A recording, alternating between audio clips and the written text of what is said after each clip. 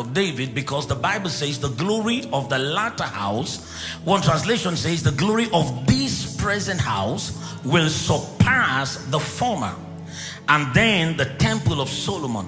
Interestingly, the tabernacle of Moses represents our past. The tabernacle of David represents our present. The tabernacle and the temple of Solomon represents our future. In the tabernacle of Moses, the picture of Christ is seen. In the tabernacle of David, Jesus is captured. And the temple of Solomon is the future of Christ. And we need to understand the importance and how the tabernacle of David stands in the middle of this two to bring us from the foundation of the past and prepare us for eternity to come. And this is so important because when we come to the tabernacle of David, there's a shift from a place to a presence, a shift from a procedure to a person. There's a shift from periodic to perpetual. He nullifies the once in a while visit to where God is. David was not privileged to be a part of the congregation of Moses because he was a bastard.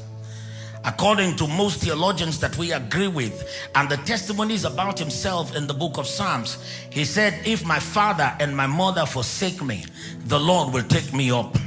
In Psalm 68, he said, I'm a stranger to my brothers, because he was ostracized from the community of men, who put all the older sons at home and sends the lastborn outside, if not for the fact that shame surrounded the origin of his birth.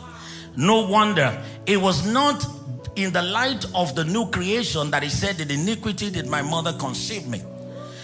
In the real type, he was saying that I'm a product of illegitimate relationship.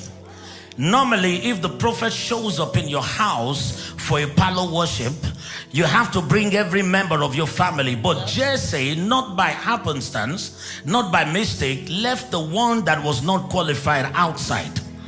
And every proof to stop him from being a part of it was not accepted by God, because before the prophet came to the house of Jesse, the one who called for the meeting already had an encounter with David.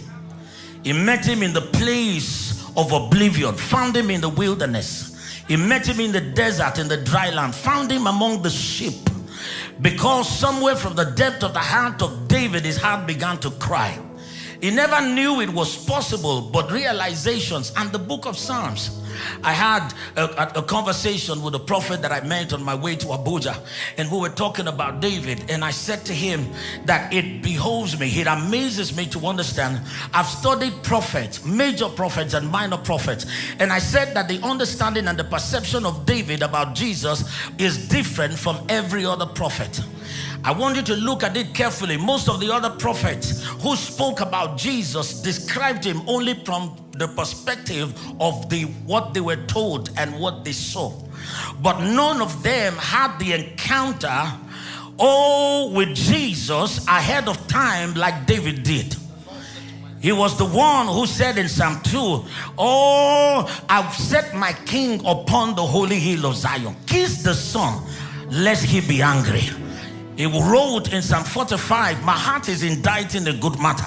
I speak as touching the king. There were 7 utterances of Jesus on the cross of Calvary. David